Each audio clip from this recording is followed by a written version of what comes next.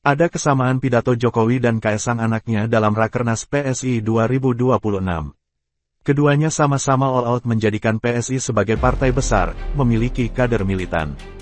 Jokowi sanggup keliling kecamatan, bahkan Kaesang menyatakan komitmennya memeras semua darah demi memenangkan PSI. Kalau saya sebagai ketua umum, saya akan peras semua darah saya untuk memenangkan PSI. Publik mencari tahu kenapa tidak ada visi memberangus praktek korupsi ataupun mendorong perbaikan bernegara.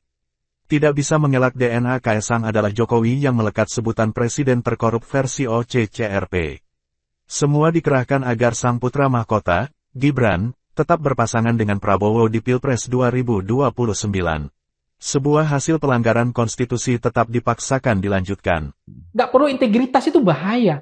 Memang beliau tidak ngomong hanya, tapi kan saya ingin bisa menambahkan, kenapa Kaesang nggak ngomong pidatonya, kita butuh integritas. Isi tas itu datang aja sendirinya. Itu yang dibutuhkan. Kalau memang dia punya pikiran, punya gagasan, memang dia layak 10 tahun lagi jadi calon presiden.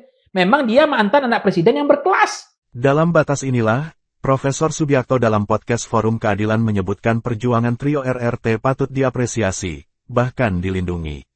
Mereka membuktikan Jokowi tak layak dipercaya, karena telah berbohong soal ijazahnya, Gibran tidak memiliki ijazah SMA.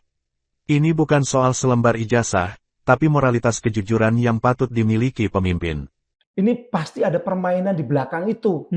Kalau nggak ada pengusaha yang kuat, yang mencoba menggunakan kekuasaan dan kekuatannya, ya, mempengaruhi penegak hukum, ya biasanya politisi kuat yang pakai.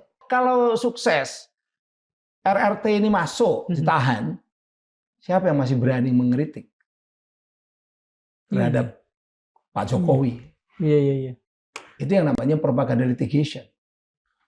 Hukum dipakai untuk propaganda. Saya tuh sedih itu apa? Kenapa banyak orang diam?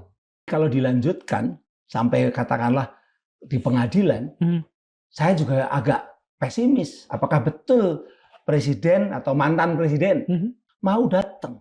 Kayaknya lebih aman kalau nggak datang, gitu kan? Yeah. Siapa tahu kalau bisa diselesaikan oleh polisi dengan menahan mereka. Tapi saya katakan ini undang-undangnya keliru yang dipakai. Pasal yang dipakai sebenarnya untuk ekonomi digital, terus kemudian dipakai untuk persoalan-persoalan yang kaitannya dengan politik. Nggak relevan.